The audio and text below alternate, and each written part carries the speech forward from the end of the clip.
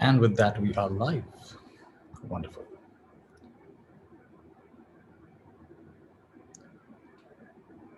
Do you want to record this, Patty?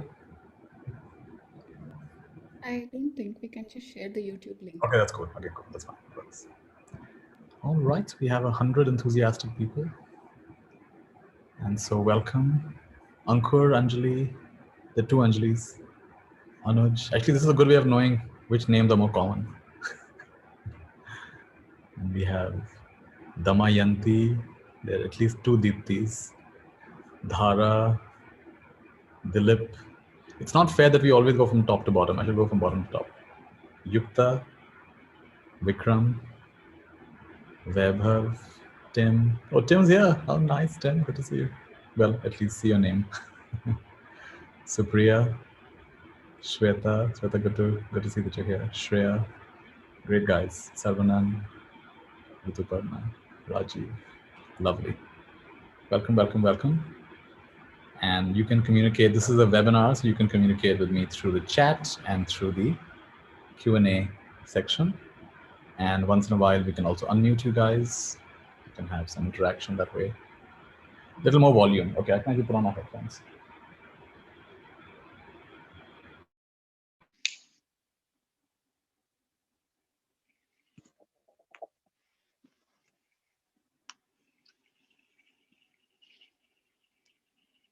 All right, I hope that's a little bit better.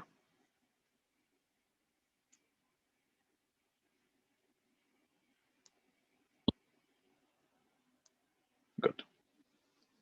After the, okay, fine. You want me to ring the bowl? You guys know the order in which it's done.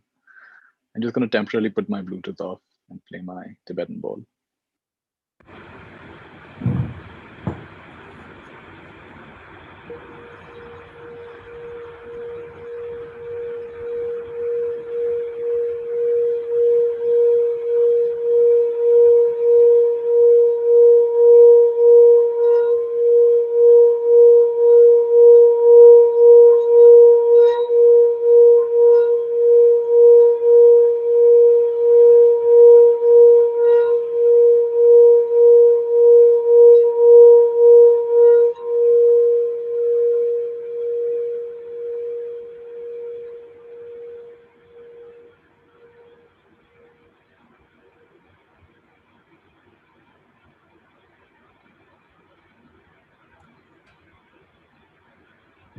Just take a moment to really arrive, be present, empty yourself of whatever else is filling you up.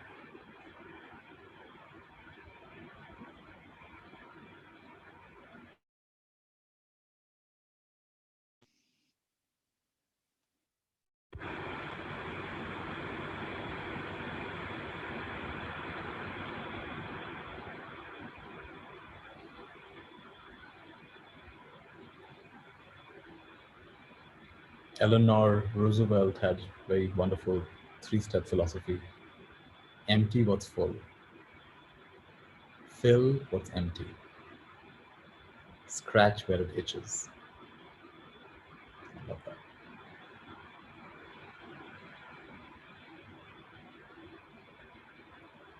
Empty what's full. Fill what's empty. Scratch where it itches.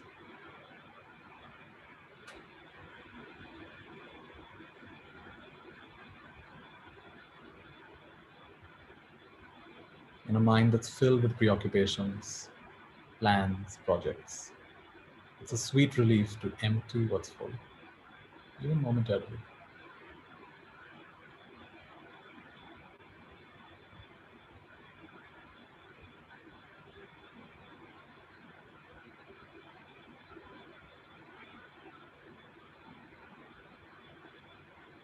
And fill what's empty. Fill it with your attention. Fill it with your connection, with your care.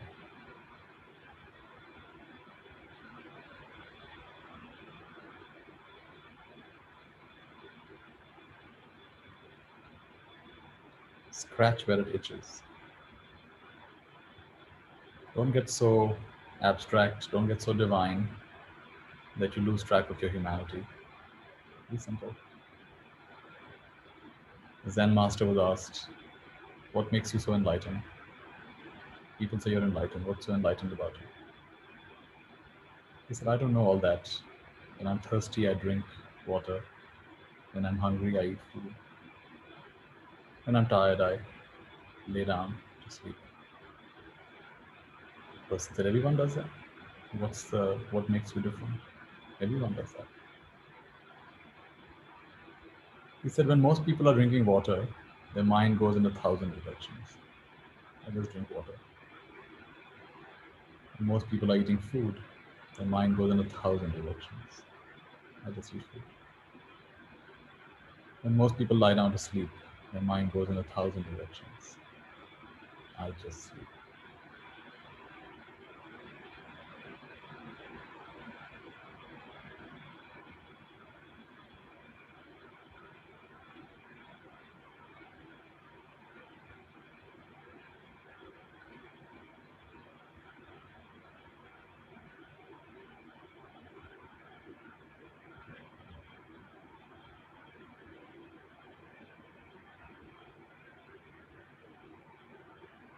Those of you who have joined us for the first time, just to give a little context, these sessions are a combination of meditation and some discussion. It's pretty free flowing. The new moon and the full moon are an opportunity for us to just practice, come back to ourselves. I don't plan these sessions, so they'll just go in whatever direction they need to go. And usually, that's pretty much exactly what most people need to receive, or not.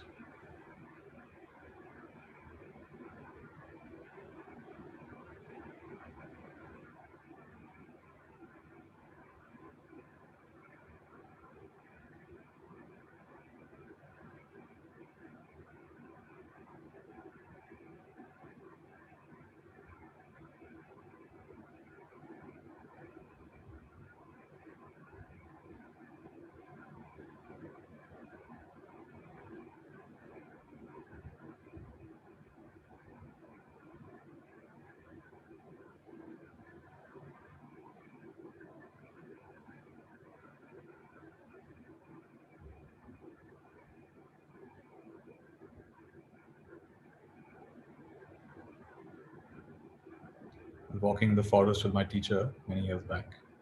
I lived with a monk for some years. So he pointed out a tree to me and said, is that a tall tree?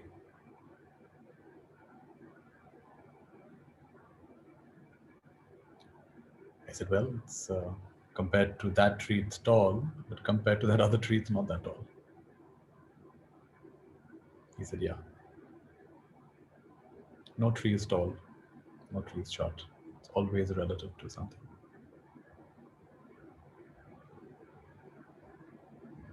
Then he pointed another tree out to me. So this tree, it grows really, really slowly.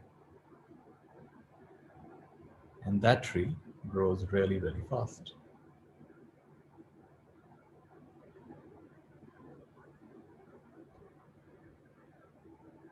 So the one that grows really, really slowly also goes on to live a long time. In my monastery, we had a tree called the Na tree. Na is like ironwood. So my monastery was called Na Uyana, like a, let's say, an hermitage or a orchard is not exactly the right word, but yeah, it's like a lot of Na trees there. Garden of Na trees. So the Na tree can live a few thousand years. The reason it's called ironwood, the wood is so strong and dense that a normal saw, the teeth will break as you try to cut this tree. That's how hard the wood is.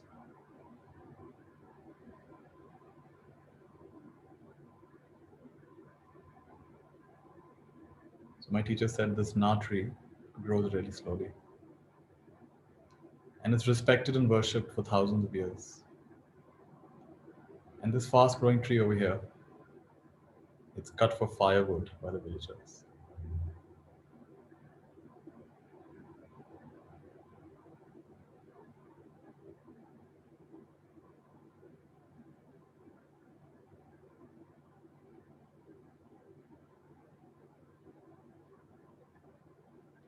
Normally in our society, we value speed. Fast is better than slow. My teacher was showing me that's not always the case.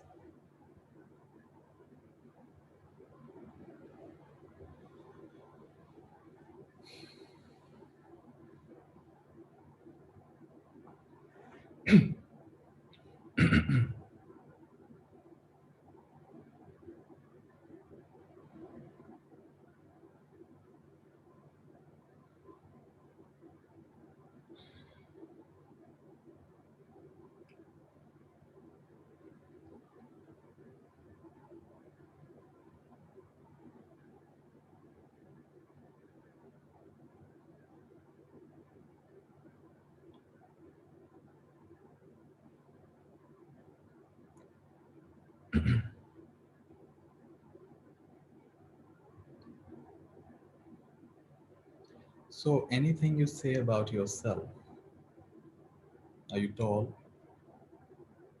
Are you short? Are you intelligent? Are you dull? Are you good looking or not? Accomplished or not? Famous or not? Can you begin to see how each of these is so relative compared to someone you're so well off? Compared to someone, it's like you can't even mention your name. Compared to someone you're so knowledgeable, compared to someone you don't even come close. Any characteristic you have is not an innate characteristic. It's not something inherently true. Can you think of any characteristic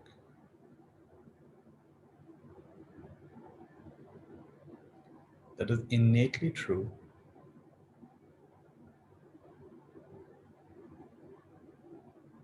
without any kind of comparison? Maybe there is such a thing. I'm not saying there's not. Just check.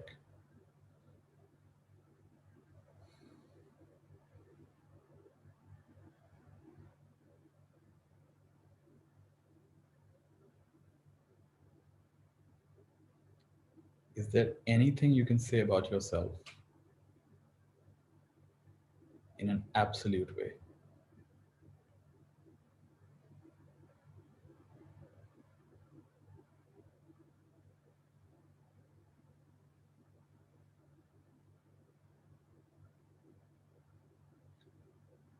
If you are getting something, you're welcome to put it in the chat.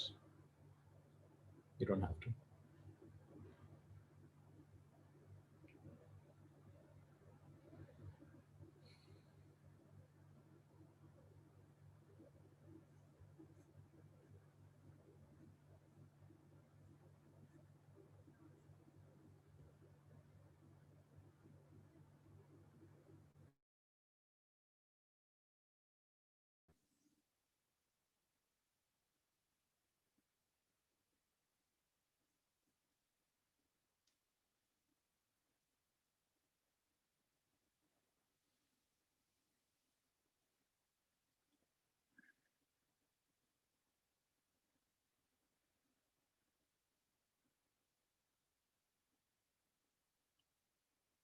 Is there anything you can say about yourself that is absolutely true without comparison?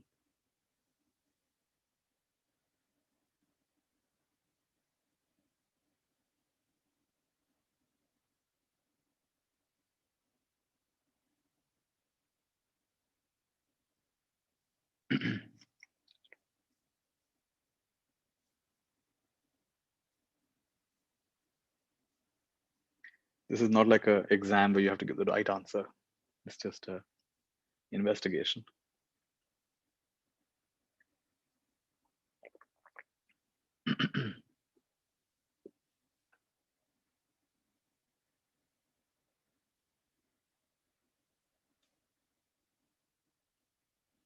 Yeah, I think my Bluetooth dropped off, so now it's come back on. So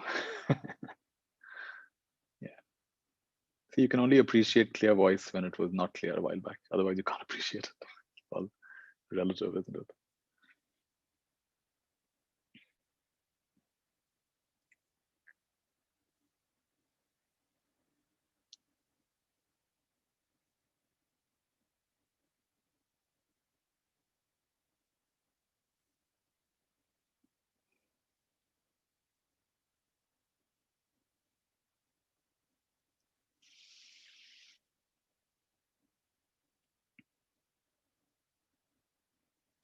We just had an interesting session before this where, normally when you come for a session, one of the highest praises you can give is there was a lot of value add. I got a lot out of it. There was a lot of value add. It added a lot of value. So in the last session I had before this, I have a group that meets twice a week. It's called Tapas. So we did the opposite. We made a list of our top 5 values. Values are things like maybe gratitude is a value, love, compassion. In my case, joy, humor is a value. So my friend Ashmeet took us through a little exercise where we systematically we were put into a life situation. For example, the plane is about to crash, and the guy with the parachute says, "I'll give you a parachute provided you lose one of your values." To give up one of your fondest values, one of your top 5 values. And so then, yeah, you give up one, then you're left with 4, and then you're lost in the forest. And the guy says, I'll give you the way, I'll tell you the way out, but you got to give up one more value. You give up another one. And like this, we gave up value after value, different situations, until we came to only one value, kind of clarified our values. That, this value, like in my case, my 5 values, I first gave up my 5th value, I gave up of my value of learning. I like to learn, I like to grow, give that up. Then I gave up my value of gratitude, appreciation, give that up. Then I gave up my value of fun, humor, joy, playfulness, give that up. Then my value of love and connection, gave that up. And I was left with one value, which is the value of wisdom. Wisdom.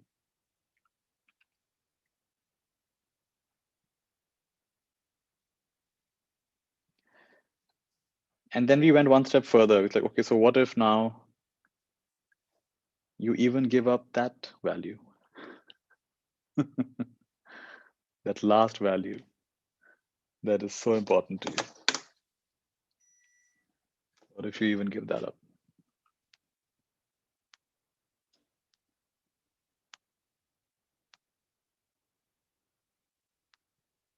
And for some people, it was scary. It was disorienting. And for some of us, it was surprisingly light. It was surprisingly freeing. In my case, it was very freeing.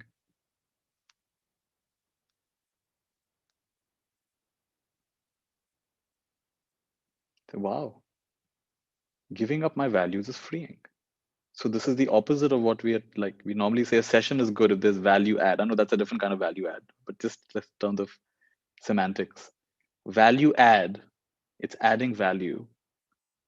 That seemed like a very good thing. But in this case, value, my values were stolen from me. It was a value reduction or removal. And I felt most free there in the moments where I had no value whatsoever. No value to orient myself because there was nothing to measure myself. You see, when I have wisdom as a value, then I check, am I being wise or not? And I might live up to it or not.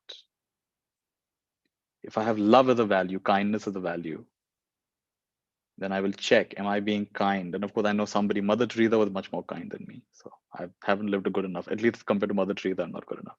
Any value I have, it can give me a sense of self-worth, but very easily, it can also give me something to hit my head on. Some of the toughest people I've worked with are not those who have faced setbacks, strangely enough.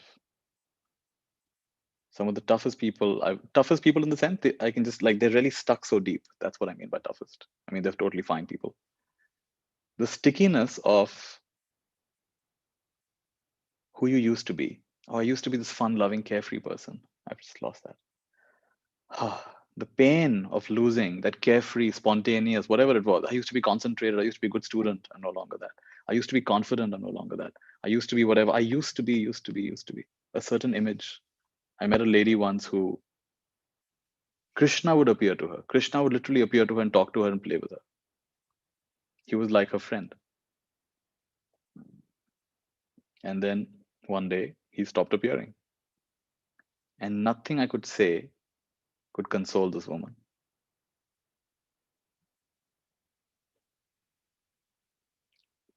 Because it's like the biggest loss. It's like you don't even understand. You have Krishna ever appeared to you? I said, no. I said, no. You don't understand. It's true. I don't understand. Right. But I do understand that it's not the present moment that's bugging her. What's bugging her is her imagination. Krishna is not here.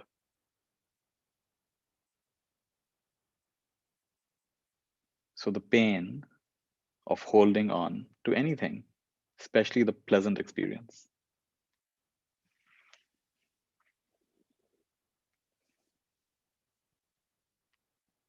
Yeah. So even the value of even any identity you have. My teacher would ask, Ajahn Chah would ask, in Buddhism, we have this concept of, Arahant, Bodhisattva, Buddha. Arahant is someone who gets enlightened. Bodhisattva is someone who postpones his enlightenment or her enlightenment for the benefit of all.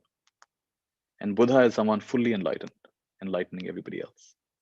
So somebody asked my teacher, is it better to be a Buddha? Is it better to be a Arahant or a Bodhisattva? So my teacher had a very interesting answer. He said, don't be an Arahant.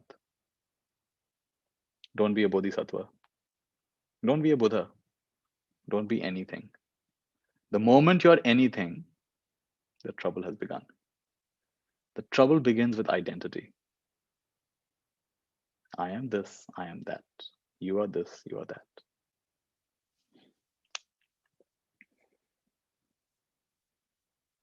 You're raising your hand, Anjali? Or was it by accident?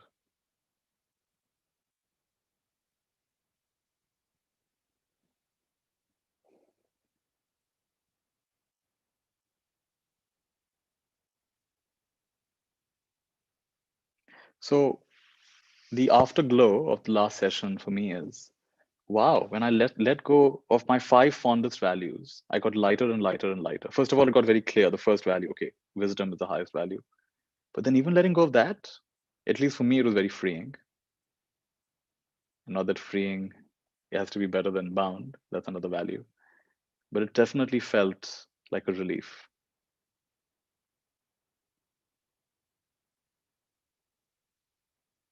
So then, in a way, it frees me from my compulsion, whatever. I don't think it's a very strong compulsion, but maybe it's there somewhere, that I want to add value to your lives. It can be okay to not add value. In fact, maybe it's better to not add value to your lives. Instead of answering your questions, maybe questioning your questions, questioning your answers,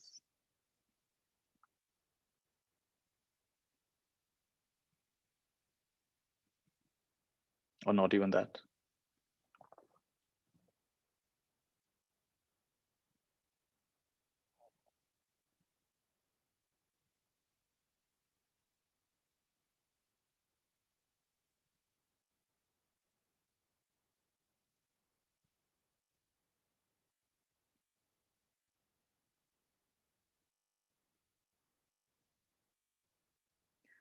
Can you just experience yourself the way you are without adding labels to it? What's that like?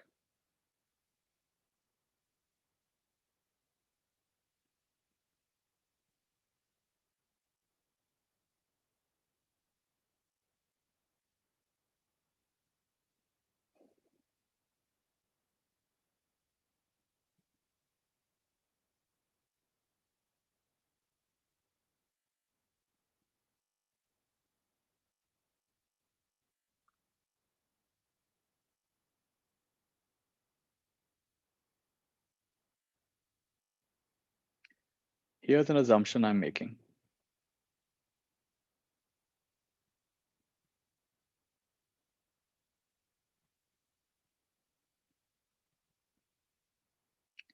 Beneath the personality that you're used to being, could be extroverted, introverted, confident or not, easygoing or pretty high strung, very conservative or quite liberal, friendly or not, appreciative or not. Beneath the personality that you're used to being, organized or not, proactive or procrastinating, here's the assumption I'm making. Beneath that, there is another you.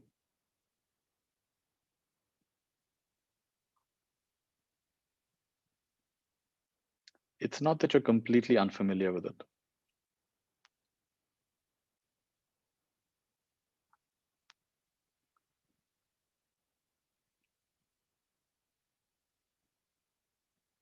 So, what if we dedicate whatever time we have today to maybe meeting this part of us that is we might be less familiar with?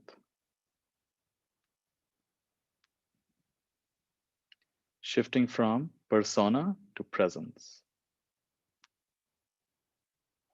Persona has to be kept up. If I'm a funny guy, I've got to be funny with my friends all the time. If I'm a wise guy, I've got to say wise things all the time. If I'm a generous guy, oh, that's painful. I've got to give my money away all the time. Social servant, oh, always serving others. Persona has to be kept up, otherwise, you'll disappoint others, you'll disappoint yourself. But could it be that a part of you that does not need to be upheld, just is natural?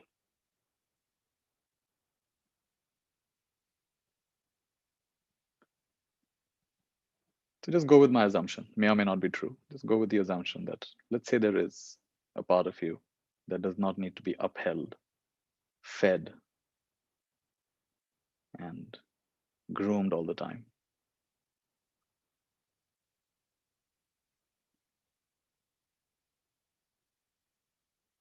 These days I use phrases like from pretense to presence, from performance to presence.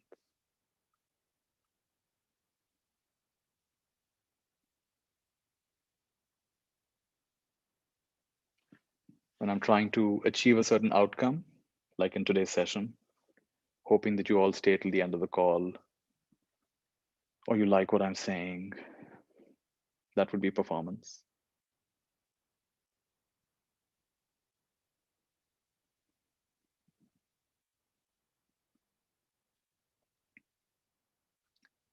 Just to tune in again and again and again and again. That sensitivity to what is without resisting it, without even resisting the resistance to it. That's presence.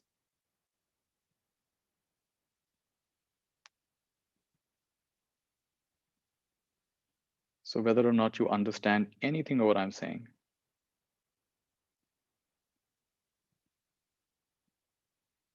let's just say that this session, this time that we have together, timeless time that we have together, is going to nourish your presence. You don't have to know how it's happening, it's just happening.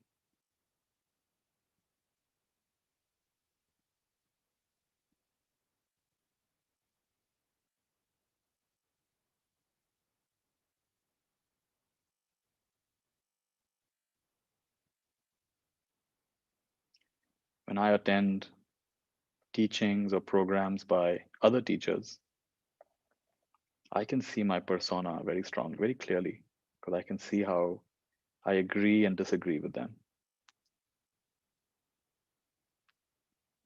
I can see how I'm either fascinated by the way they do things or I have an opinion about, oh, that's not a nice way to do things. I would not do it that way.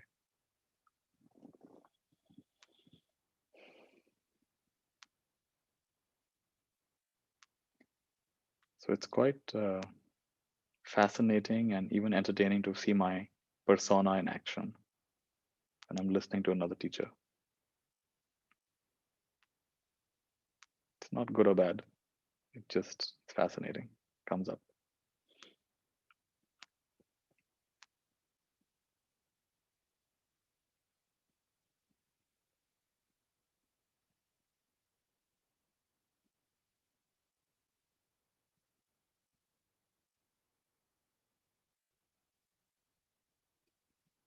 I've been studying this methodology called authentic relating, and they have some really wonderful principles. One of them is welcome everything.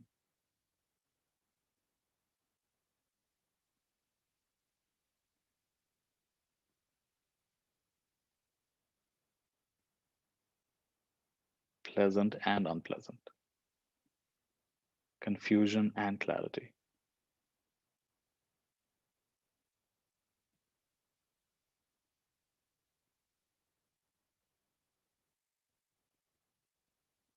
Can you allow yourself, even imperfectly, to welcome everything right now?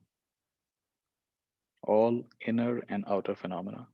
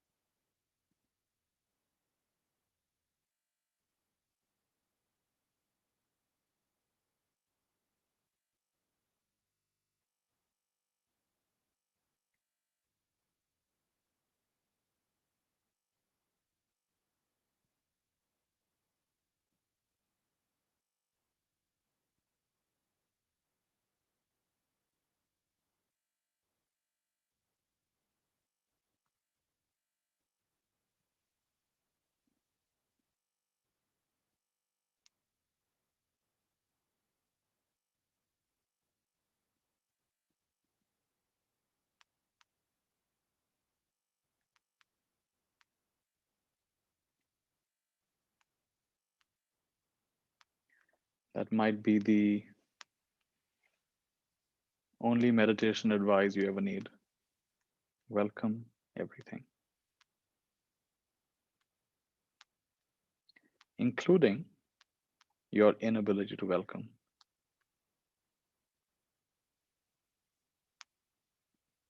Welcome that as well.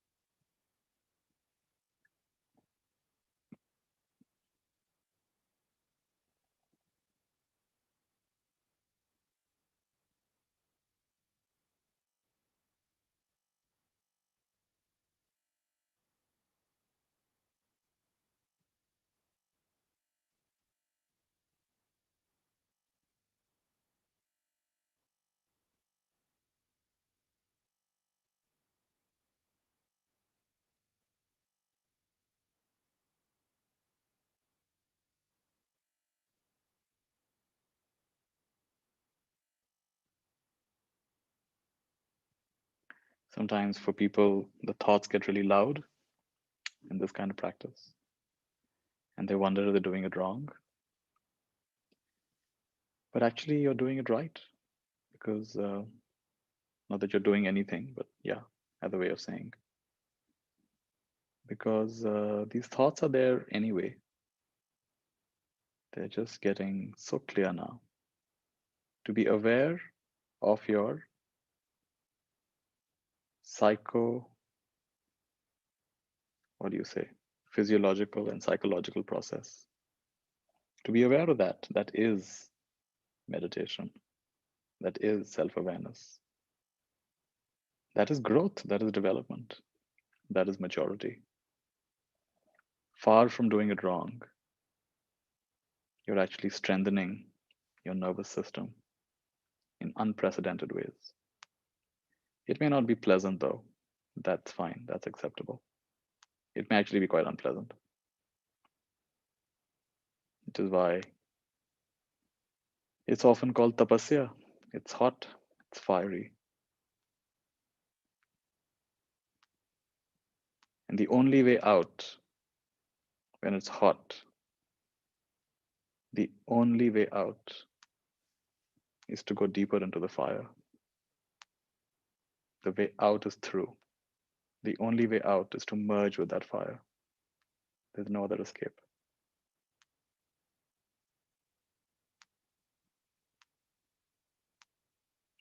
Right where there is suffering, right there is freedom. Don't believe me? Test it out. Right where there is suffering, check where in your life is there suffering. In this moment, at that precise spot, if you go and meet it,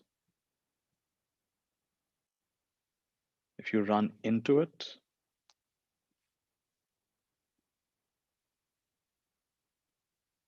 that collision,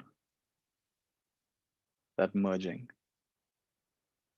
that's the freedom.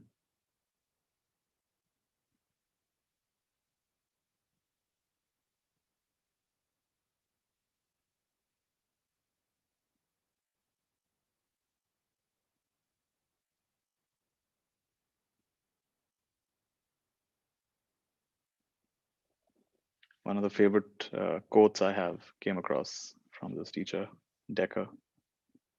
Decker Kunov says, the only place to go is more here. The only place to go is more here.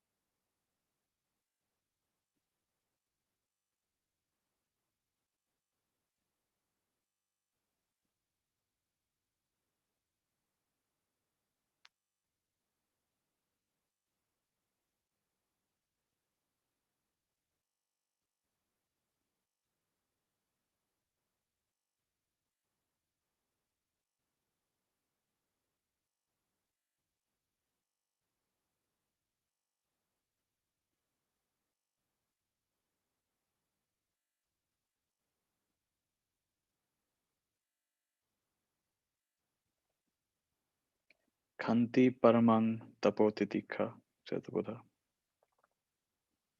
Khanti means patience. Paramang means the highest. Tapo means tapasya, the heat, the fire of transformation. Patient endurance of this fire of transformation. Khanti paramang, this is the highest. Tapotitikha.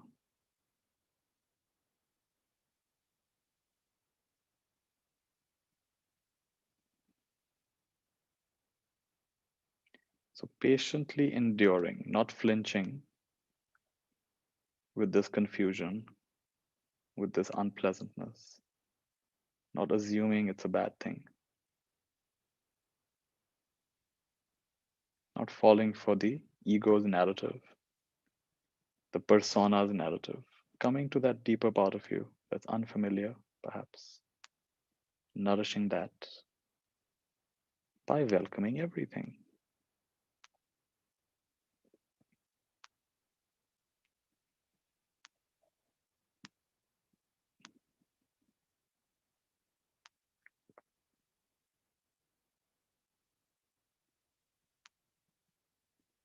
Another wonderful principle of these authentic relating groups is lean into the edge. I love that. Lean into the edge. What does edge mean? Edge is that place of uncertainty and yet place of growth.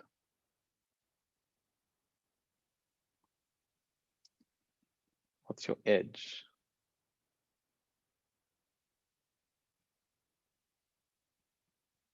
Physically, what's your edge? Emotionally, what's your edge? What are the things that are a little bit, I love to like this word edgy, it's like, not quite sure where it's gonna go. Makes me vulnerable, makes me unsure. Lean into your edge. That's when you're maximally alive. And it's not always pleasant. Could be very pleasant as well. Sometimes that's the edge. We're not used to pleasure.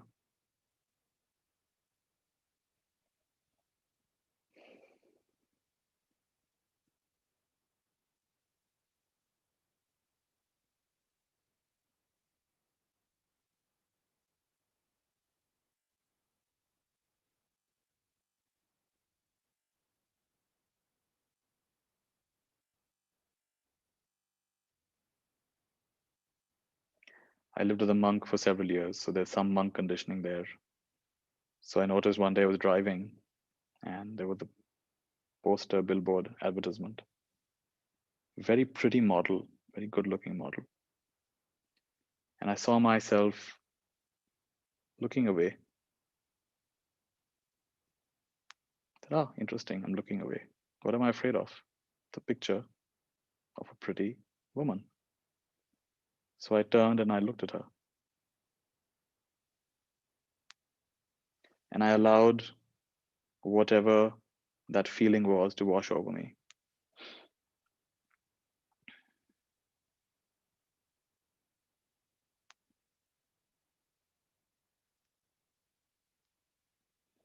I allowed myself to relax into that. What's going to happen? What am I afraid of? What am I afraid of triggering? What am I afraid of feeling?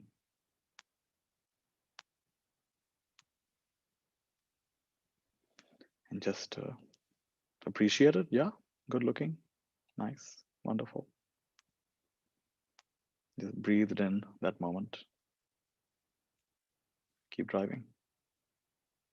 Luckily, I didn't look so hard that I had an accident. It was fine.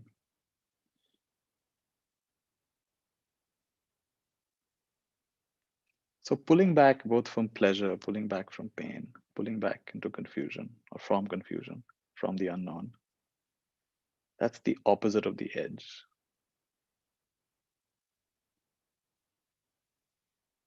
So welcome everything. At the same time, lean into your edge. You know your edge. It's that place you're afraid to go. It gives you butterflies in your stomach.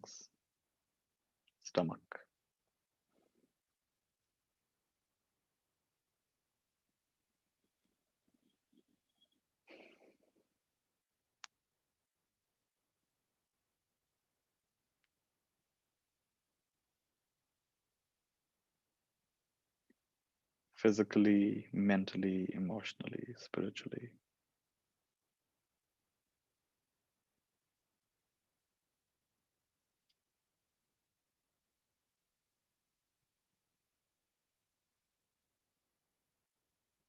Lean into your edge. Or not, it's okay. Not the end of the world.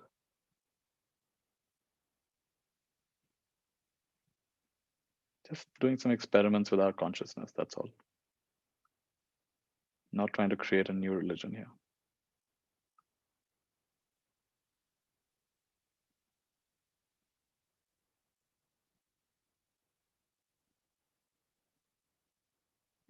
Maybe your life is too edgy as it is. You push yourself too hard.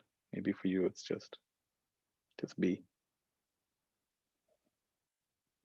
just relax. Maybe that's your edge. You don't let yourself relax enough. That's your edge. You're too edgy all the time. So see, then that could be your edge. You're not used to being okay. There was a time when I wanted every conversation to be a deep conversation. I must have been a real pain in the ass. Maybe I still am. So my edge was to be okay with a superficial conversation about topics I had no interest in, and to not judge the people, or to catch myself judging those people and judging myself for staying there. You see how edge can mean so many different things.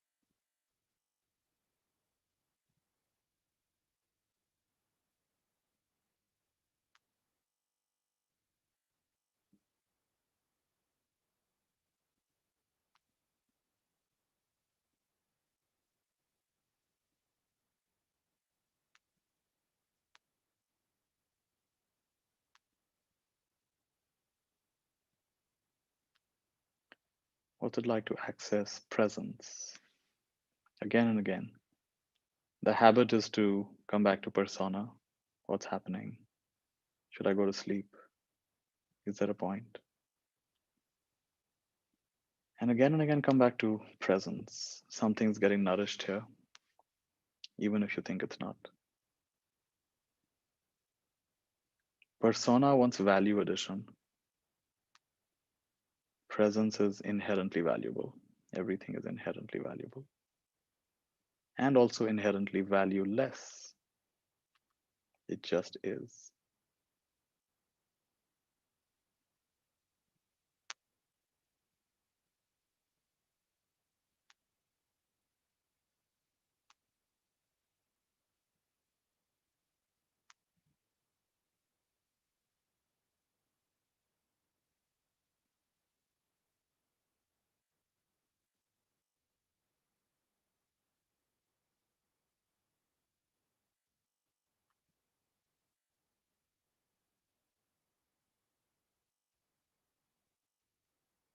I discovered that to be powerful,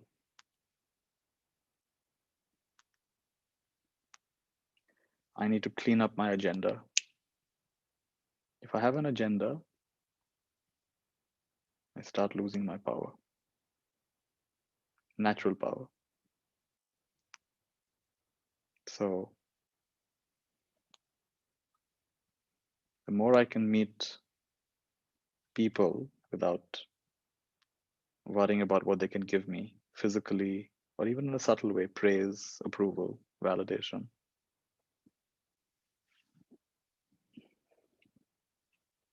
the more I can meet people without neediness of any kind, The lake of power within me remains completely unperturbed. There's tremendous potential energy there.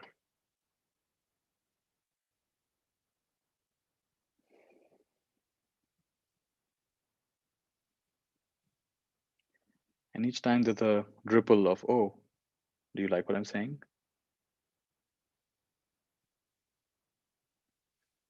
Anything,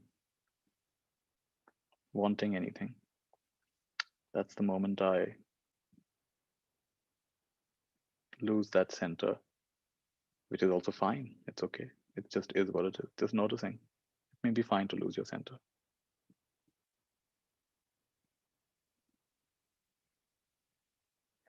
But it's almost like there's another world even beyond that. Like there's an agenda beyond the agendalessness.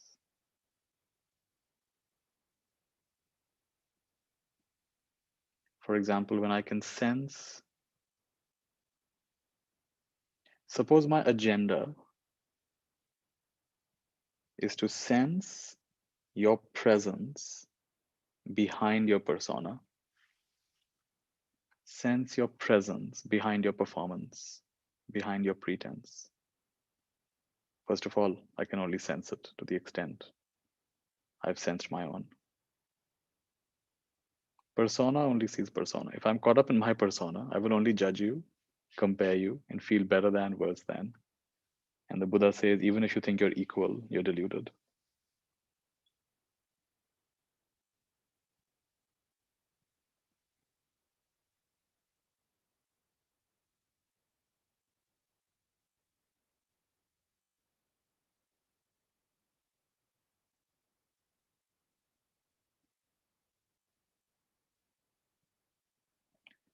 So it's like, I see you. I see you. I really see you. I see you behind your mask. I don't even have to talk about it necessarily, but I see you. I don't know if there's any more precious gift in this world. I really don't know.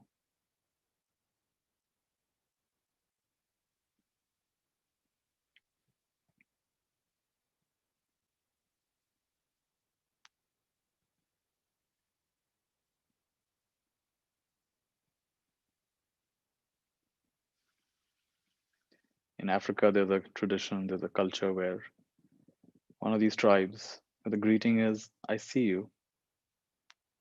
And the other person smiles and says, I am here. Wow. The moment I saw you, you became real. I am here. I need to see you.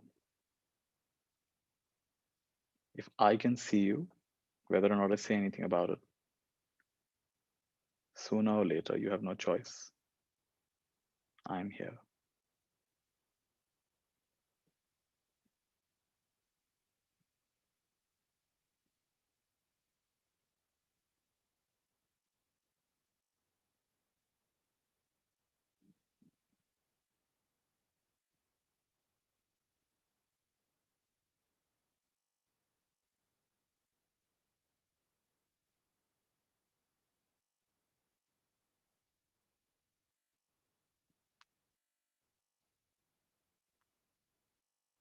So beyond the neutrality of agenda-lessness, which is also great, this is a deeper agenda of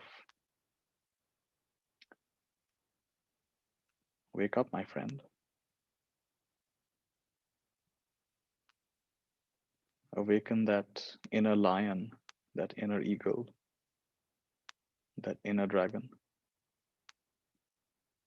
that inner serpent, that inner panther,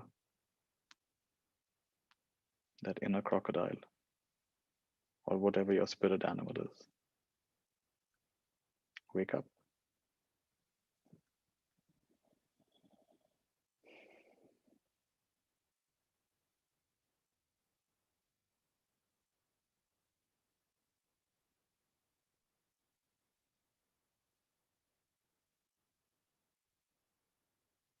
It's funny, there was a time when before I'd give a talk, I'd just sit quietly and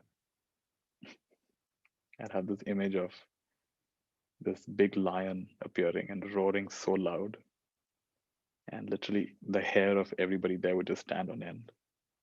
I wouldn't tell anybody about it, but that was my inner experience. My inner vision was like this: suddenly this lion appeared, roaring so loud.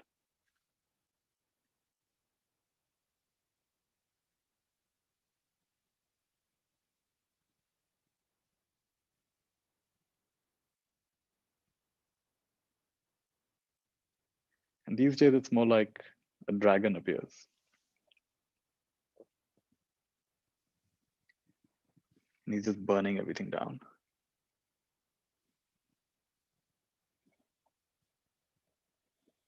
Just a story. It's an interesting one. What's not a story?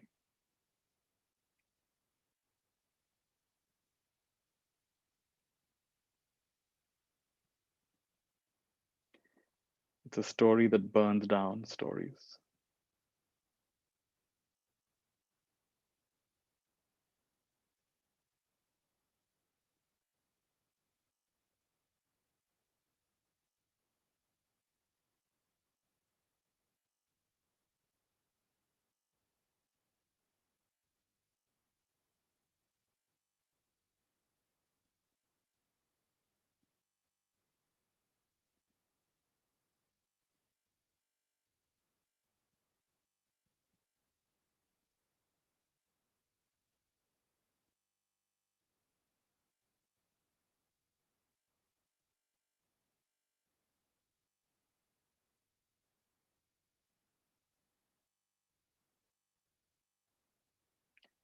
So another perception that arose for me is the same dragon-like energy guiding me to, whenever I teach or facilitate or any of these things, to remember I'm only talking to myself. I mean, of course, in Zoom land, this is entirely true. I'm only talking to myself. I mean, somebody who didn't understand technology would say, what is this funny guy sitting on a couch and talking to himself? That's, of course, there. But I really am only talking to myself. This is life talking to life. This is the universe hearing itself. This is what the universe sounds like right now, feels like right now.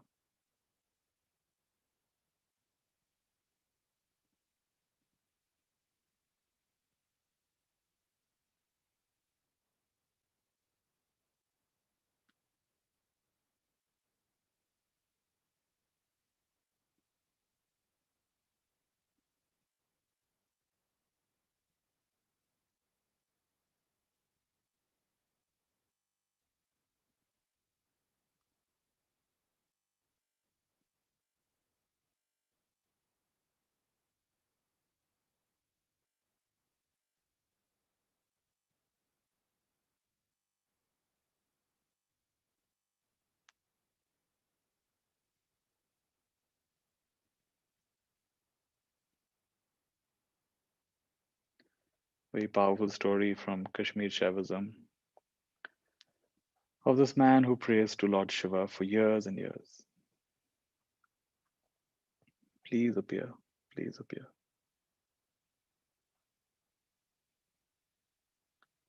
And finally, Shiva comes in his dream, says, I shall appear to you tomorrow.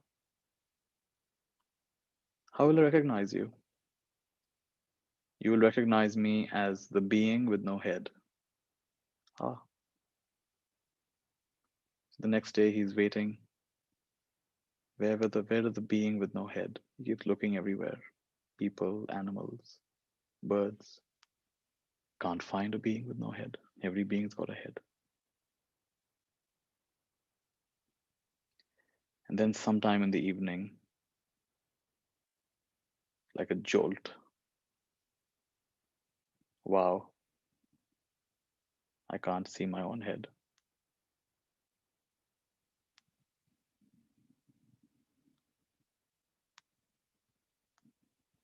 Shivoham, Shivoham.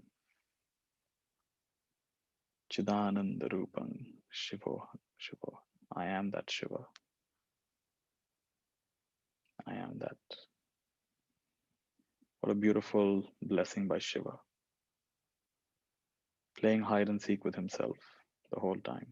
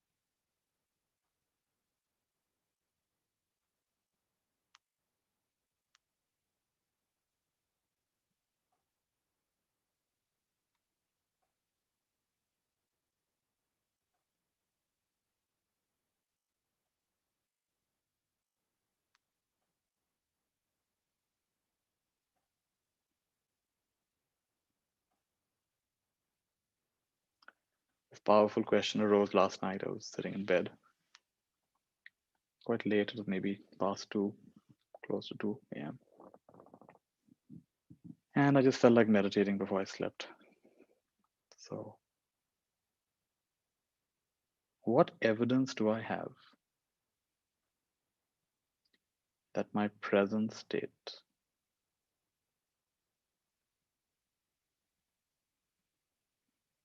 is not the state after Buddhahood, Shivahood, full salvation? What evidence do I have?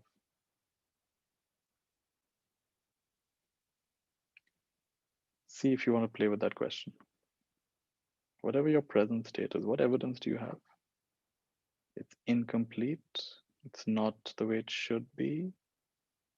You have a journey to go on yet. What evidence do you have? Check how valid it is. Not from the persona, from the perspective of presence. Check how valid it is.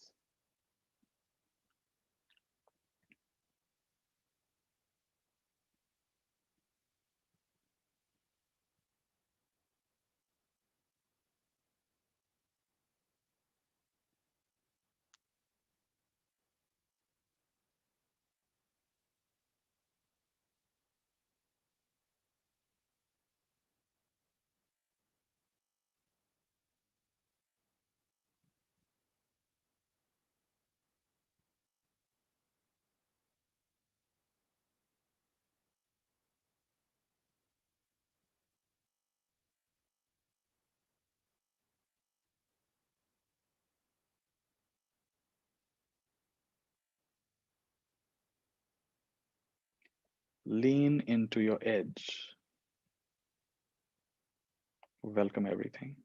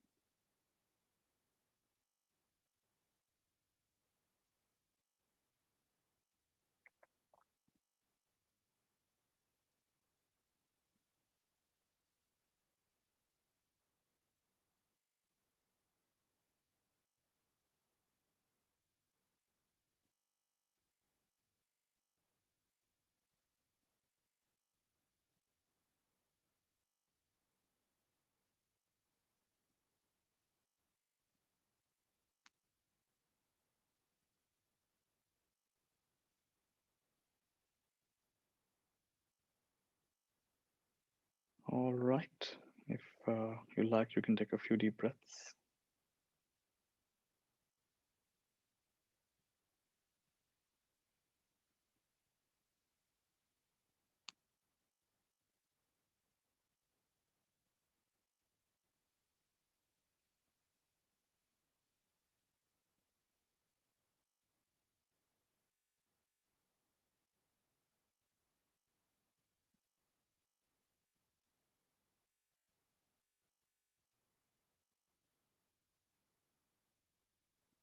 If you want to rub your palms together, you can.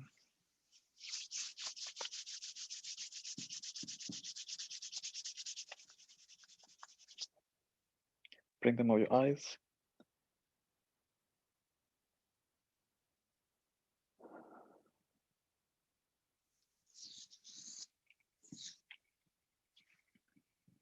Wonderful. Very nice. Well done, everybody.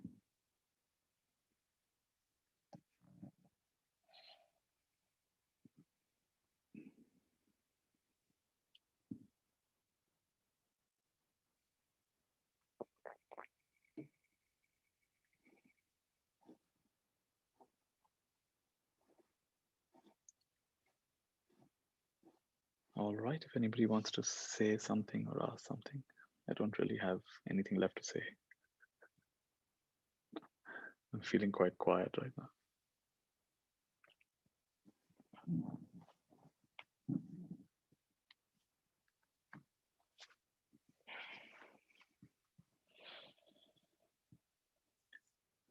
Dhara. Go ahead, Dhara. Yeah, hi, can you hear me? Yeah. Yeah, actually it's Dhara. Dhara, okay. Yeah. So I'm from Pune, and actually till December, from few reasons, actually I was there are so many questions in my mind, and I was wondering, and then you appeared in Jan actually, and whatever you are saying really makes sense to me.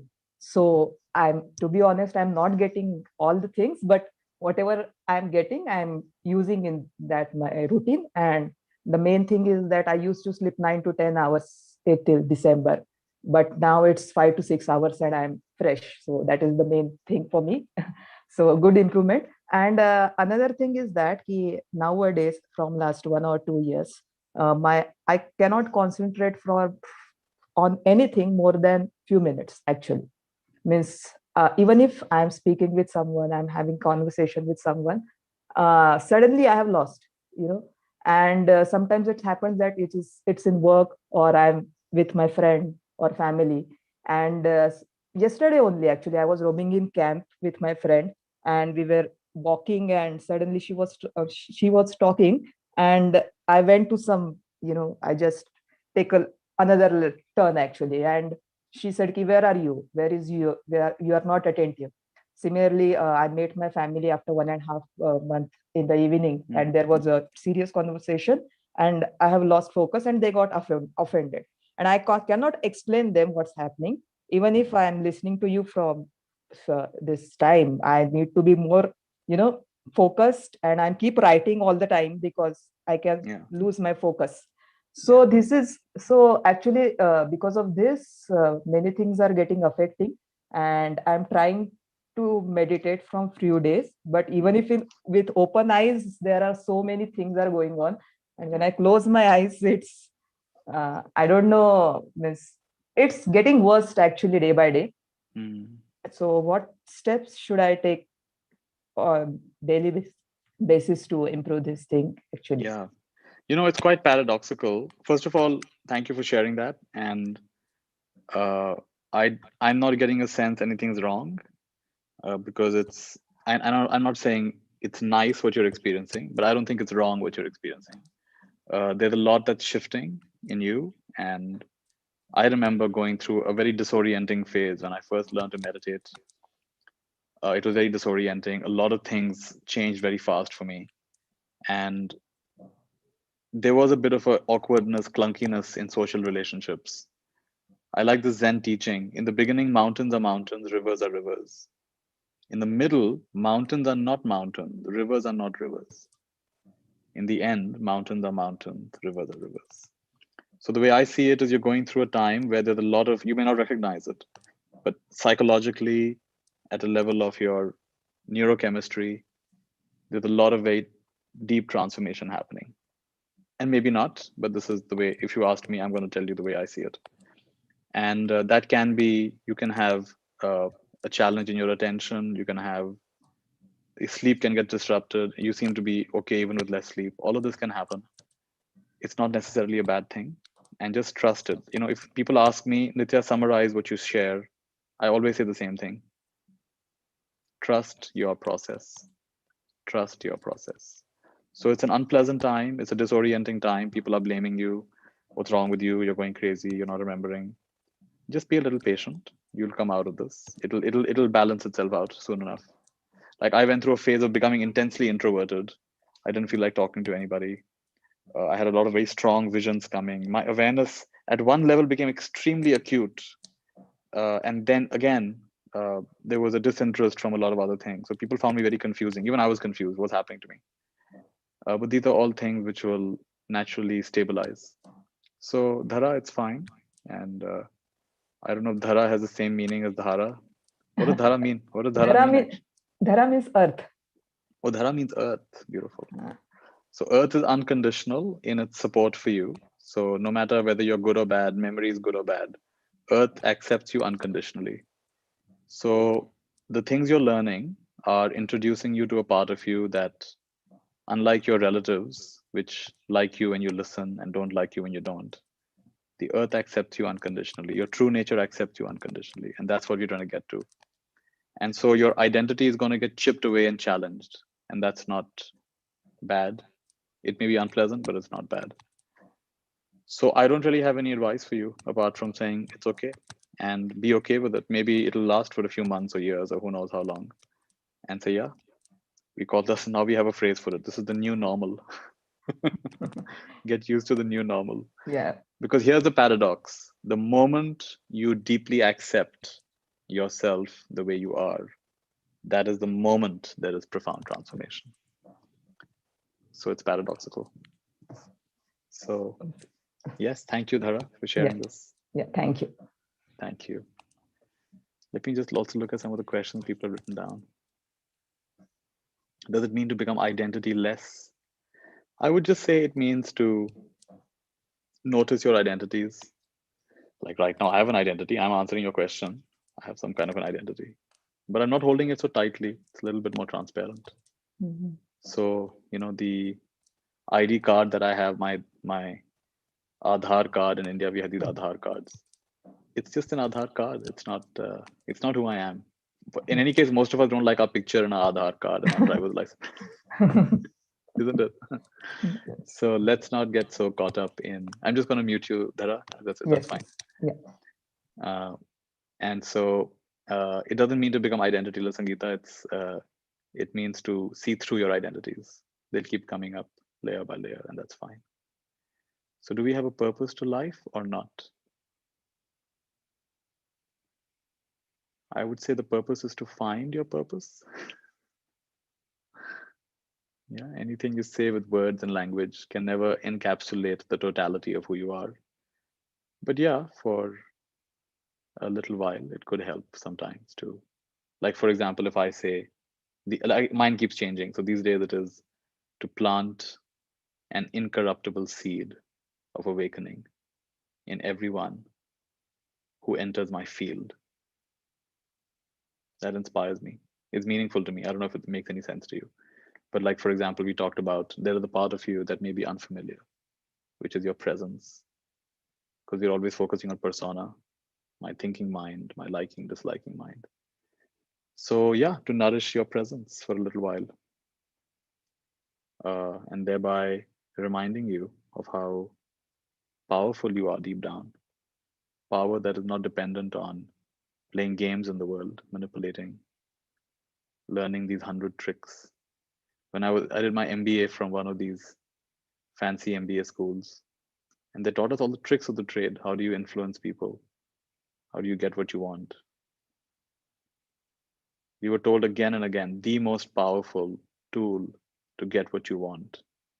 Law of reciprocity.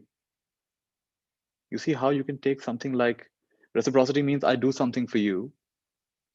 You will feel, even if you know this is fascinating, even if you know the way this works, you know the psychology of this, you will still feel obliged to do something back for me. So at one level, it's such a pure thing, right? To do something for another. But the moment you bring in this calculative mind, I'll do for you, then you'll be obliged to do for me.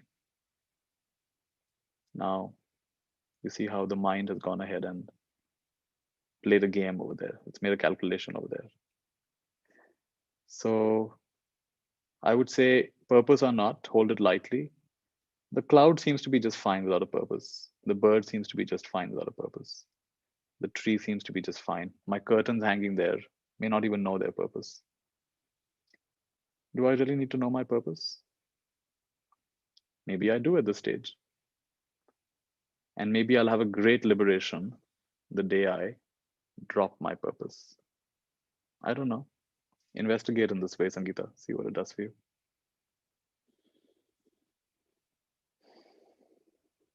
Nalini says, you said monks delay enlightenment. Could you please describe what is enlightenment? What is the experience like? Not monks, but what we call bodhisattvas delay. The idea is that you will keep coming back again and again. You know, this is again paradoxical. What is enlightenment? For me, enlightenment is the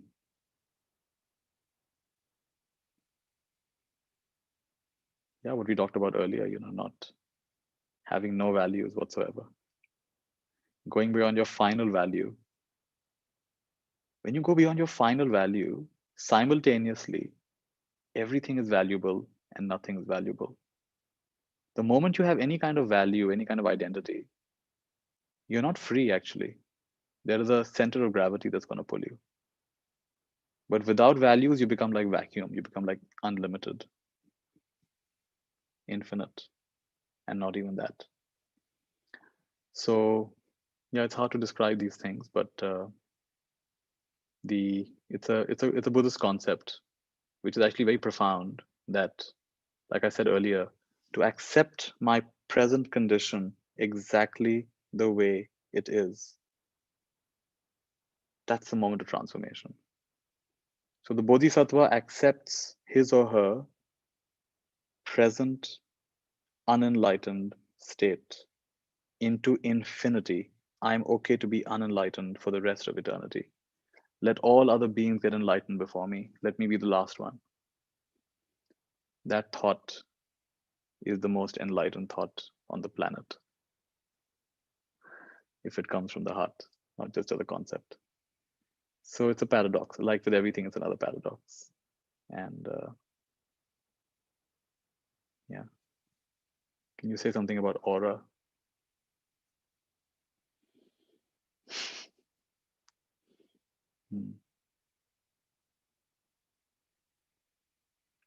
I mean, you know, I think it's not limited to some people. We all sense, we feel in some places more comfortable and less comfortable. We feel in some places more contracted. Like I noticed, for example, walking past a government school, my entire field changed. What's going on? I felt fear in my field. I felt boredom in my field. I felt trapped in my field. Oh, is this what the kids are experiencing? Is that my imagination? I don't know, but I definitely experienced it. Not everybody. So, in other words, as we know, everything is energy. And if you get a little bit more, not even a very big deal, quite easily, if you get a little bit more sensitive, you can pick up through the tone of voice, talking to someone on the phone, to the tone of voice, to the facial expression. And just in their presence, you'll notice what happens to you. And you're getting information at many levels, not just at verbal and body language level. You're getting information at many levels. So some people have developed the ability to just through seeing and defocusing their gaze to notice the energy field.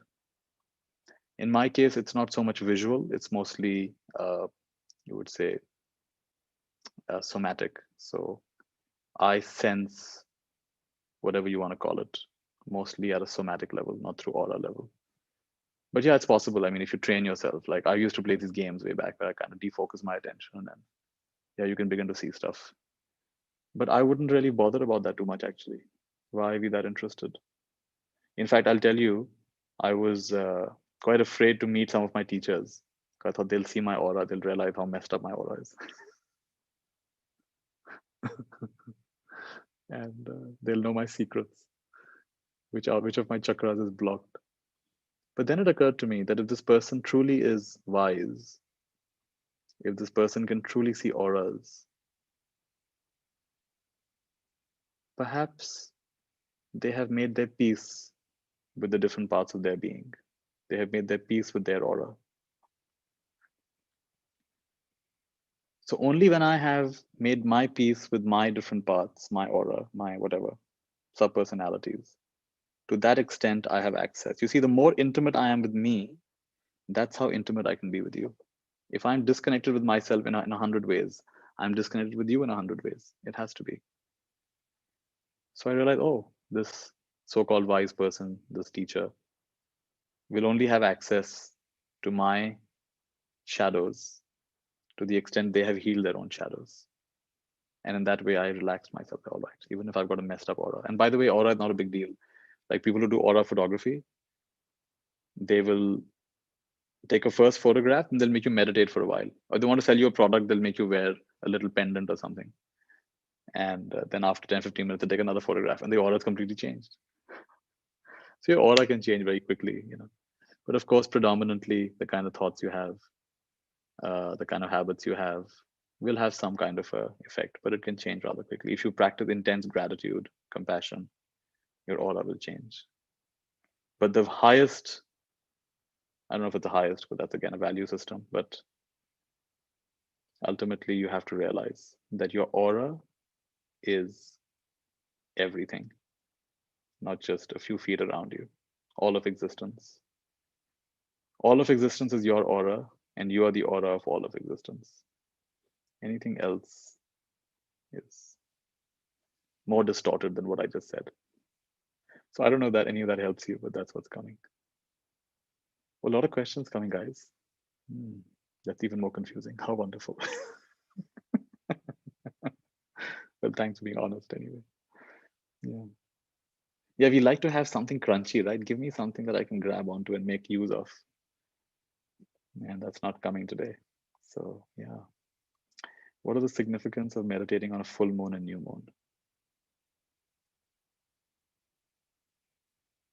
I don't know. There's supposed to be some significance. In my monastery, we used to meditate on full moons and new moons.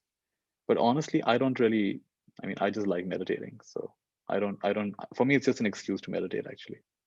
Because sometimes I have very deep meditations on full moon and new moon, but sometimes even otherwise I have deep meditations. And in any case, meditation is not about getting to any particular state. So for me, honestly, it's just an excuse to meet all of you. And it's an easy way to remember, oh yeah, full moon, new moon, Nithya will do something. But of course, some people do have very strong experiences on these days. So good for them. Kalpana says, this duality, living on the edge, does it have to be part of one's life without having to make a choice? Does it make one live in a no man's land like this?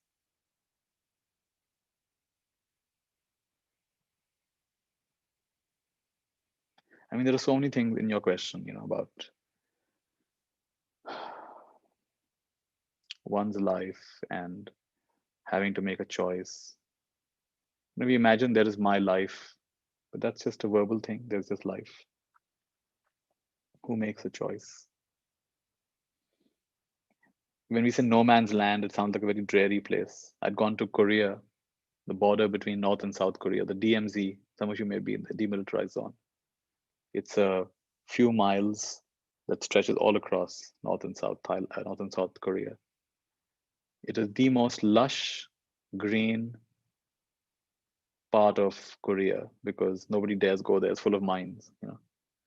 So the water is, in fact, we were given water bottle. It said DMZ. Why? The water is purest in the DMZ. So the no man's land, where no man dares to go, is actually the richest ecosystem. Most beautiful birds, you know, most beautiful water, cleanest water.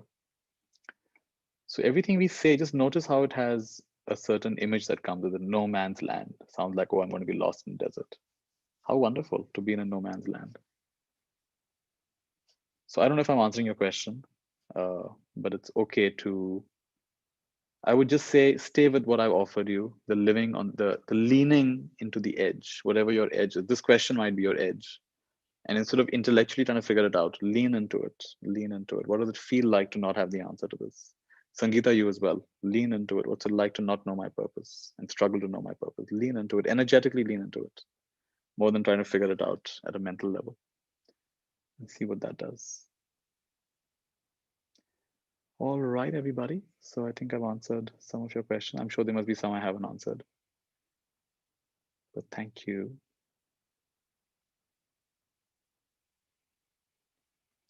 What is Sangeeta saying? So no agenda, no value, just be. Is that it? Well, at least for today in this session, it was it. And it may not be the next time, you know. We don't even make that. The moment you try to, you know, like, okay, it's no, I'm going to live my life, no agenda, no purpose, no value. Now this has become your new trap. So keep stepping out of these traps, these verbal traps, mental traps you keep creating. What's it like to be okay with adding value? And what's it like to be okay with not adding value as well? What's it like to be equal to those?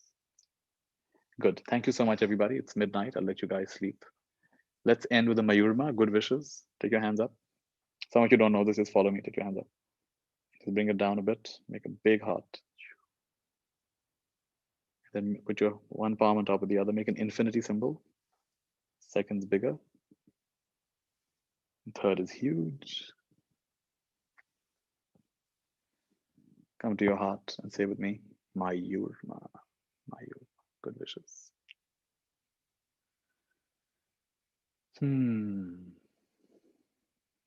Thank you all for joining me. I have I should say, on Sunday, 14th February, which happens to be my birthday, I'm doing a 1-hour session where I'm talking about my vision. So if you want to join that, you can get the details on, you'll get the details all over the place. You'll get if you're part of my Telegram group, you'll get it there. If you're part of my Instagram, you'll get it there.